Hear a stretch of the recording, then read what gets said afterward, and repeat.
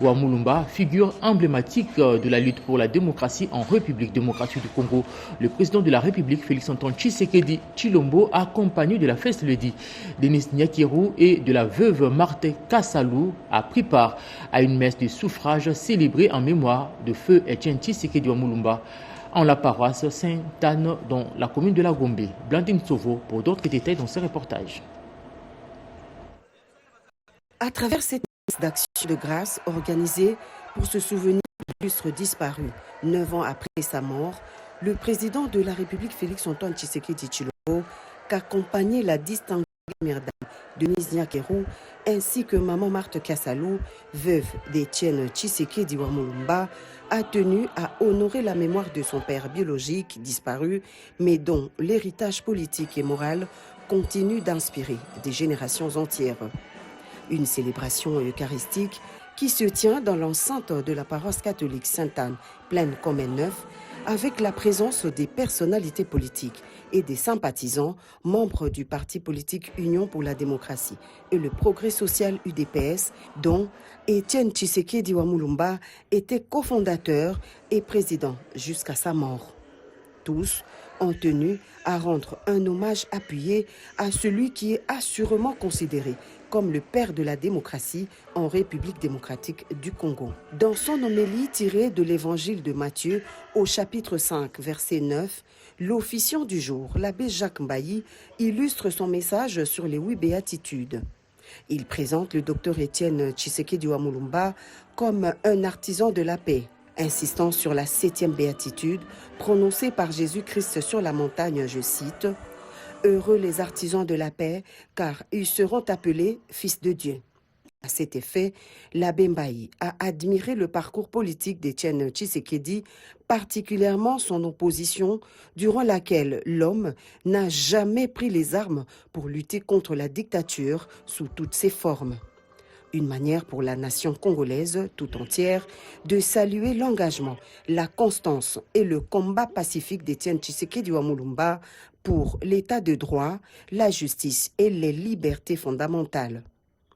Décédé le 1er février 2017 à Uccle, à Bruxelles, Dr Etienne Tshisekedi Ouamulumba était successivement commissaire adjoint à la justice en 1960, ministre de l'Intérieur entre 1965 et 1968, directeur général de l'École nationale de droit et d'administration ENDA de 1961 à 1965, député national et 4 fois Premier ministre en 1991, 1992, 1993 et 1997. C'est un certain 1er février 2017 qui est mouré Etienne Tshisekedi Ouamulumba, 9 ans après sa disparition.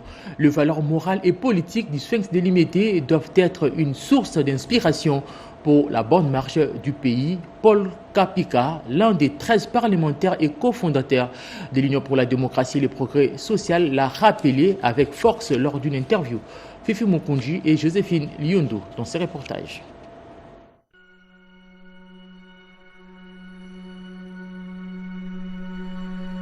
Je me rends compte, jour après jour, que le pays a perdu une personnalité de marque.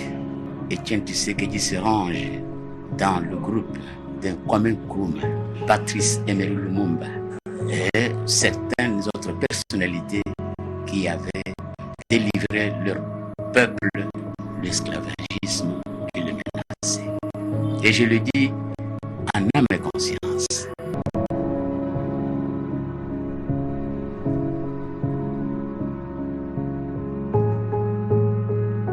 Le président Mobutu, présent et à sa droite, le Premier ministre lit le texte de serment. Il trouve qu'il y avait des velléités, des dictatures, il buffe et puis il signe. Ça, ces gestes-là avaient fait le tour du monde et avaient élevé Etienne Tshisekedi au rang des grands hommes politiques de ce monde. Il tenait à des principes dont il ne pouvait pas se départir. C'est cela qu'on appelle probité politique. Il faut être propre pour faire la politique. Quand on change comme les aiguilles d'une horloge, on ne voit rien.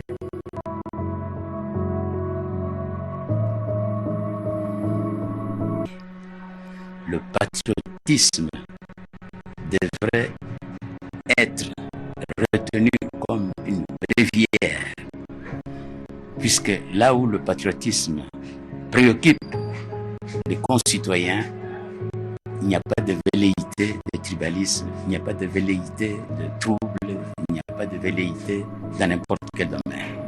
L'union fait la force et cette union procède du nationalisme et patriotisme ancré dans l'âme de nos concitoyens dès le bas âge et surtout à l'âge adulte.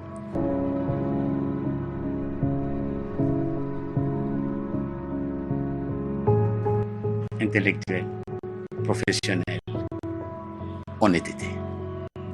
Je me rends compte, jour après jour, que le pays a perdu une personnalité de marque.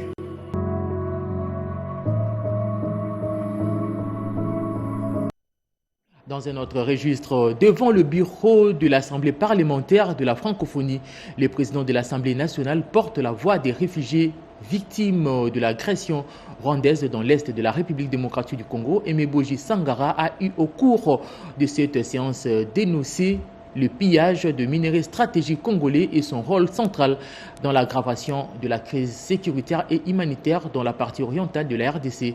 Séance tenante, il a lancé un appel à la communauté francophone à des actions concrètes pour le retour de la paix dans l'est de la RDC. Tété Mungunja pour les commentaires.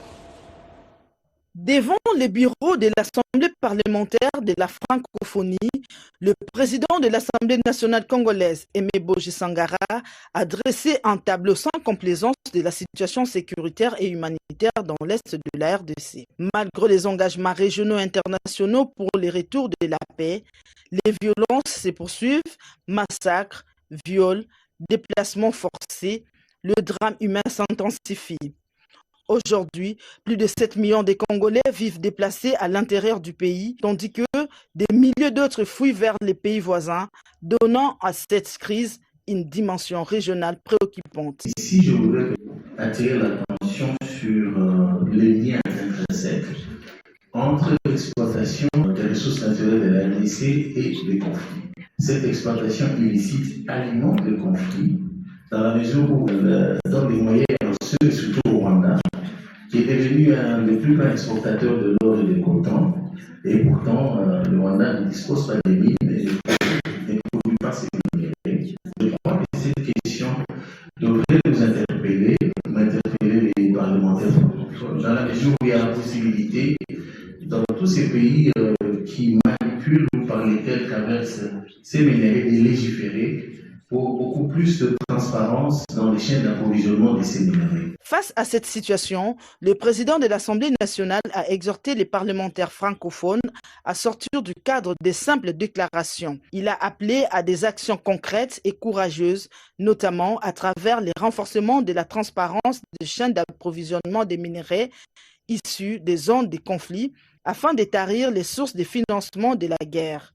Réaffirmant l'attachement de la RDC à une solution pacifique et durable, Aimé Boji Sangara a invité l'Assemblée parlementaire de la francophonie à veiller à la mise en œuvre effective des recommandations issues des missions parlementaires. Un engagement attendu pour accompagner les efforts du président de la République, Félix-Antoine Tshisekedi Tshilombo, et de son gouvernement en faveur d'une stabilisation totale et définitive de l'Est de la République démocratique du Congo. Et cette nouvelle, avant de poursuivre avec les journaux, la chef du gouvernement séjourne depuis le dimanche à Lissala, première étape de sa tournée dans la province de la Mongala, dans le cadre de sa politique de gouvernance de proximité. Une visite historique pour la ville de Lissala qui accueille pour la première fois une femme première ministre depuis les années 1960 à l'époque d'Adoula. Nous y reviendrons avec images et commentaires dans nos prochaines éditions. Un accueil plus que chaleureux réservé au vice-premier ministre, ministre de la fonction publique Jean-Pierre Liaou à Lissala dans la province de la Mongala. Sur place, il a procédé à la remise provisoire du siège de la SENSAP. Nadine Kilosho et Moke Maluma. En mission officielle à Lissala, chef-lieu de la province de la Mongala, le vice-premier ministre, ministre de la fonction publique Jean-Pierre Liaou a été accueilli le samedi 31 janvier 2026 avec joie et allégresse par une foule enthousiaste et chaleureuse à l'aéroport de Lissala. Nous travaillons à Kinshasa pour essayer de remédier à tous les problèmes qui se posent ici. Pour cette fois-ci, nous avions prévu d'abord, à ce qui me concerne, quelques activités liées au ministère de la fonction publique, notamment la publication des annuaires des fonctionnaires de l'État, la sécurité sociale, la sensibilisation des militaires et des catégories qui viennent d'entrer. Ensuite, avec joie, nous allons recevoir la première ministre chef du gouvernement avec d'autres membres du gouvernement et des députés pour que nous puissions procéder au lancement d'une série de travaux pour la voirie et pour la lutte contre les érosions. Sans transition, le vice-premier ministre Jean-Pierre Liaou s'est rendu au siège provisoire de la SENSAP Lissala pour le lancement officiel des activités en présence des autorités locales. Je suis heureux de pouvoir remettre à la disposition des agents publics prestants ici à Lissala cette agence provisoire. Je dis provisoire parce qu'il y a quelques mois, nous avions procédé au lancement des travaux de construction d'un immeuble R+1 qui va abriter l'agence provinciale de Lissala.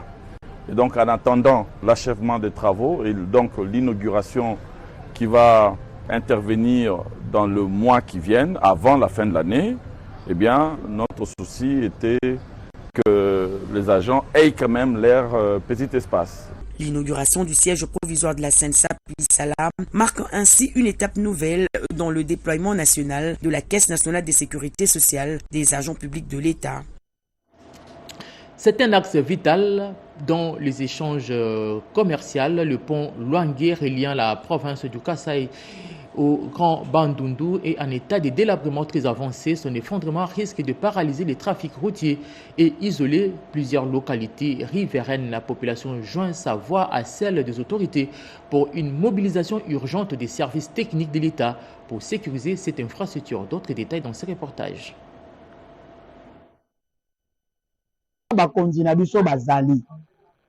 Présidence, ministre, un SOS est lancé au président de la République Félix-Antoine Tshisekedi Tshilombo et au gouvernement de la RDC pour la réhabilitation du pont Luangue. Ce pont est situé sur la route nationale 1, précisément entre la mission catholique Kilembe et les secteurs portant le même nom. Il sert de passage de tous les véhicules quittant la capitale congolaise vers les deux Kasaï. Long de 25 mètres et large de 10 mètres, le pont Luangue est rongé en bas par les eaux de ruissellement et risque de s'écrouler dans un bref délai, car le poids lourd, remorque transportant de marchandises y fréquente sans se rendre compte de son état actuel. Le pont est tellement rongé par l'intérieur, donc nous risquerons de vivre des désastres demain. C'est ce que nous sommes en train d'éviter.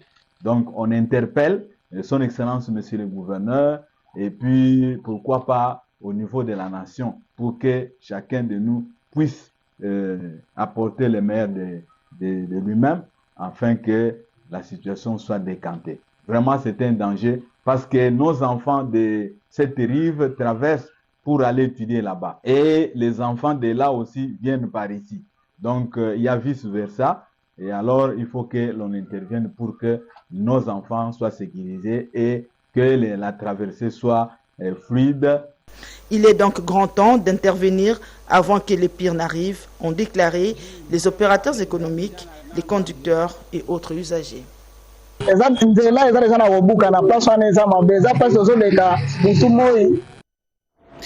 Porté par une vision d'émergence de la province du Kwilu, l'honorable Marie-Ange Lukanamon Fankolo répond aux cris de détresse de la population des Boulungu confrontée par l'avancée spectaculaire des têtes d'érosion.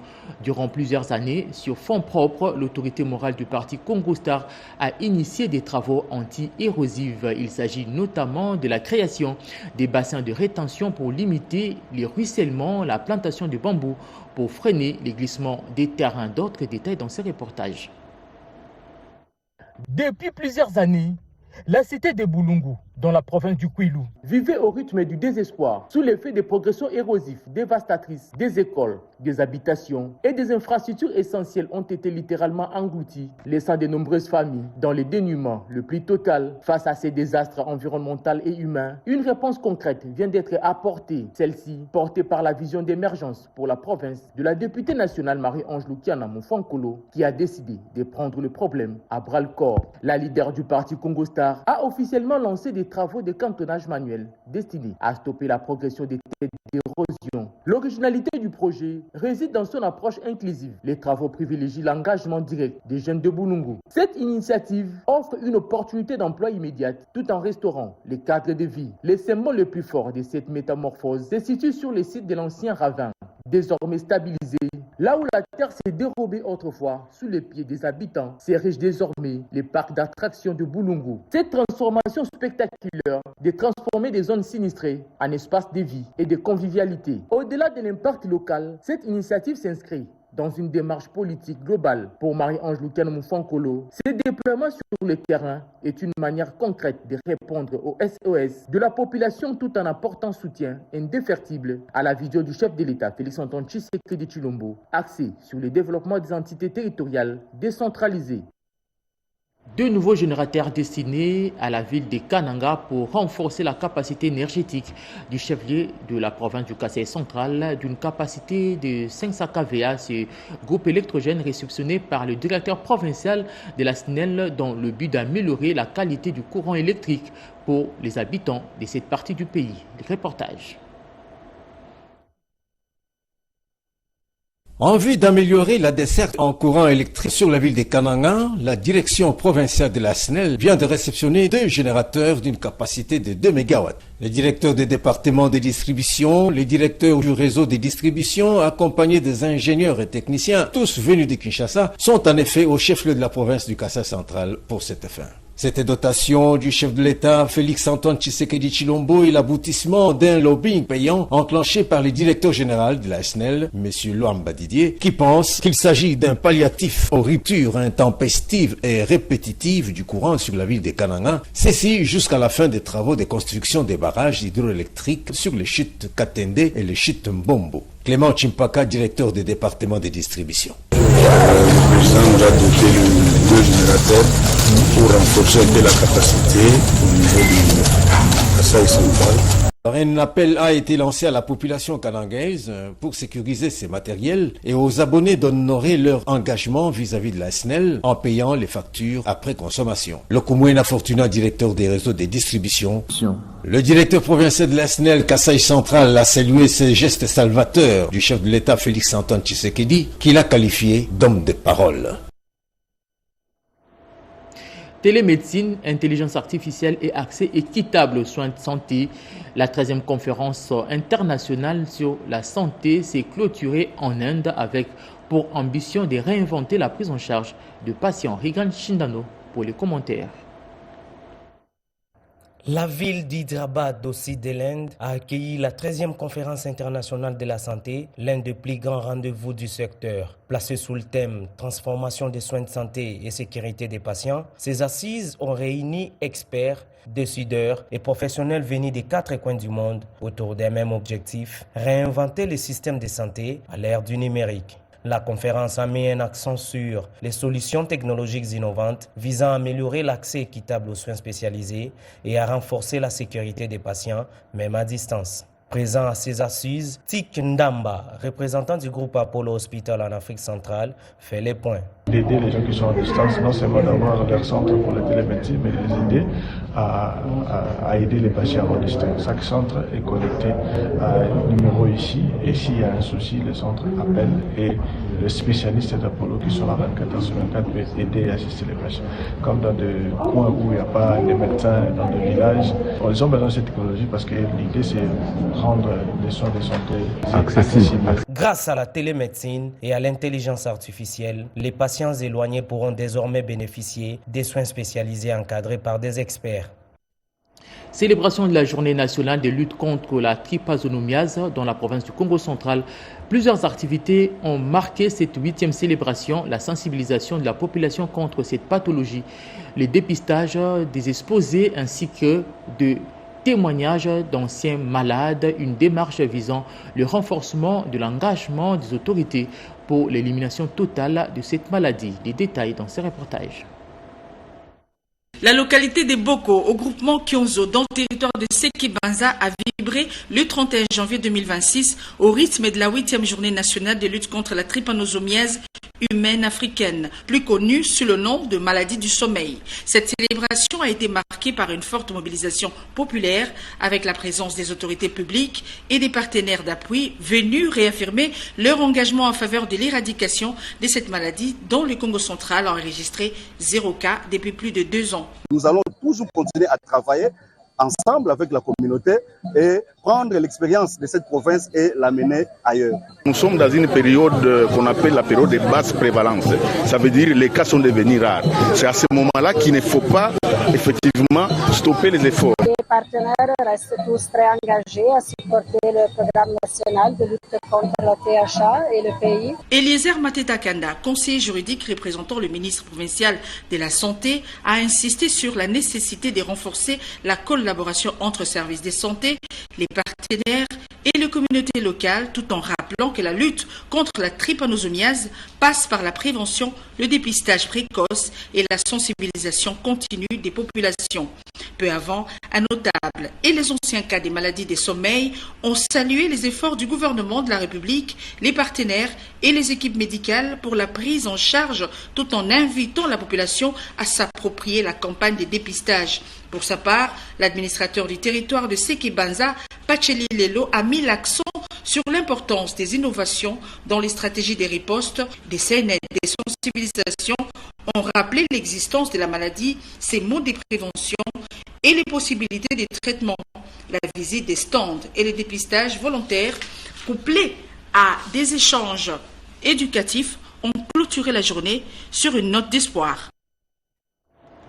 De retour de Kinshasa, où elle a pris part à l'atelier national sur le lancement du système d'alerte précoce pour tous en République démocratique du Congo, la gouverneure du Lualaba, Fifi Masuka, a été accueillie à l'aéroport par une mobilisation populaire, témoignage éloquent de son ancrage et de la communion avec la population. Yolande Voka nous en dit un peu plus dans ses reportages.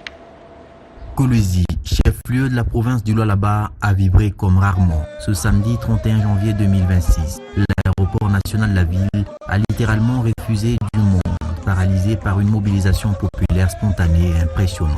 Une foule compacte, déterminée et enthousiaste a réservé un accueil historique à la gouverneure de la province du Lualaba, Marie-Thérèse Masuka Saïmi, de retour de Kinshasa, où elle a pris part aux assises de l'atelier national de lancement du système d'alerte précoce pour tous en République démocratique du Congo. Membres du gouvernement provincial, directeurs provinciaux, cadres et fédéraux des partis politiques, membres de l'Union sacrée, associations socioculturelles, notables et citoyens anonymes, toutes les forces vives de la province ont répondu présent pour ce retour aux allures de véritable plébiscite populaire. À sa descente d'avion, la chef de l'exécutif provincial a été accueillie par le vice-gouverneur Clément Moufondji-Tinatkar. À sa sortie de l'aéroport, la ferveur populaire a pris le dessus sur le cérémonial. Sous une pluie fine, il était presque impossible pour l'autorité provinciale de s'effrayer un passage, contrainte de serrer la main à des centaines de Lualabais venus lui témoigner leur soutien indéfectible malgré les intempéries. Visiblement émue par cette démonstration de force et de confiance, Marie-Thérèse Masuka Saïmi s'est fondue dans la foule, marchant longuement à pied avant de monter à bord de sa jeep, tant l'enthousiasme populaire était débordant. Cette mobilisation massive confirme que la fidèle disciple du président Félix-Antoine Tshisekedi Tshilombo incarne un leadership fort et incontestable, solidement enraciné dans la base. La jeunesse du Lualaba répond.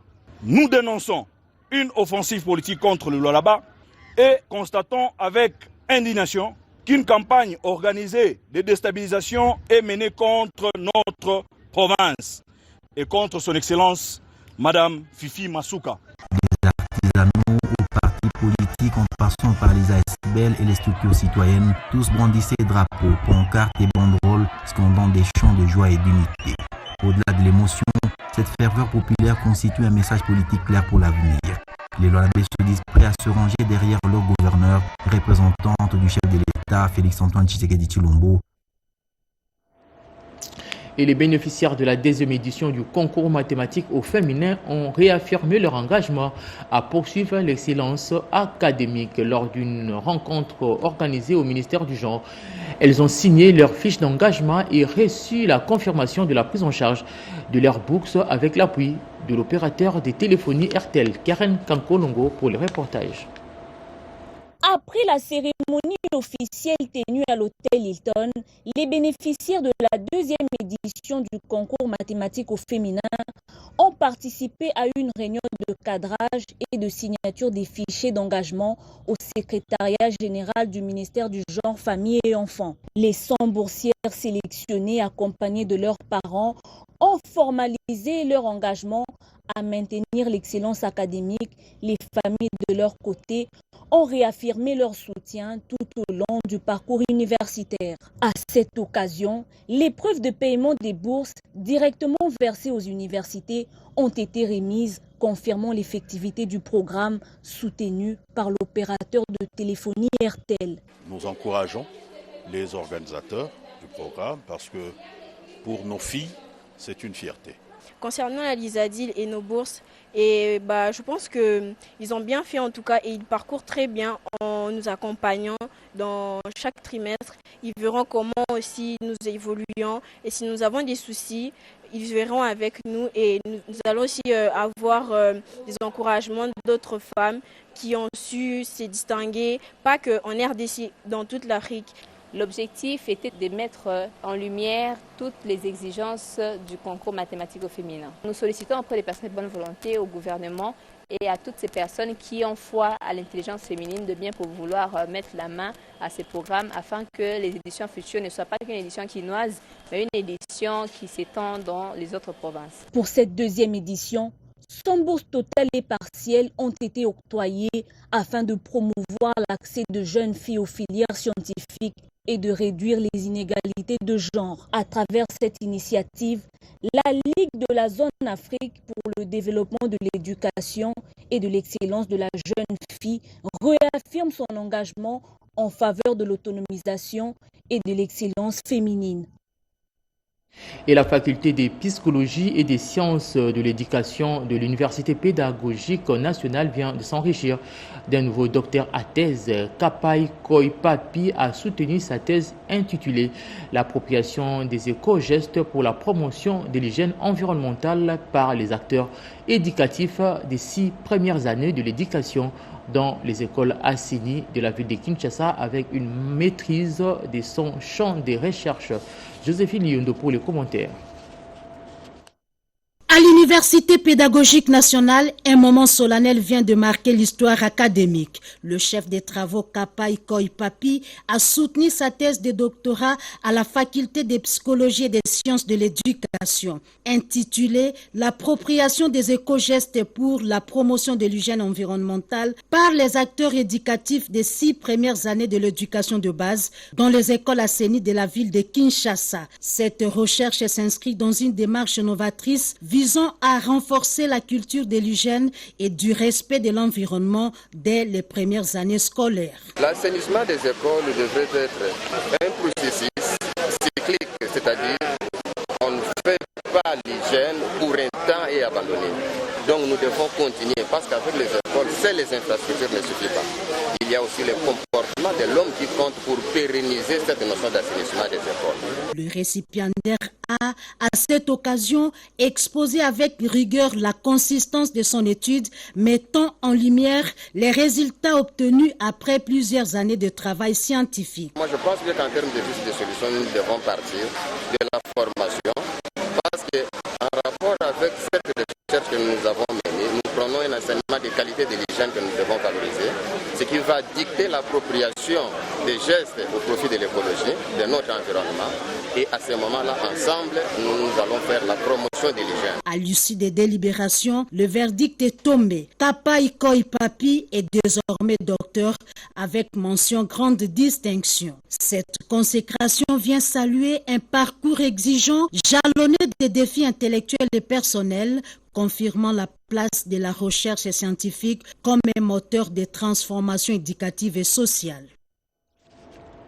Et ça n'est fini avec ces journaux des 7 heures réalisés par Mamita Bangoulou et Jonathan Moubalama, Liavien Yoba, Alain Sodi et Shora Manzanza étaient là pour la partie technique qui a resté en position d'écoute. Le prochain rendez-vous, c'est tout à l'heure à 13h30 avec Eddie Tchala à la présentation. Dans longtemps, bonne suite de programme et passez une excellente journée en compagnie de nos programmes. Au revoir.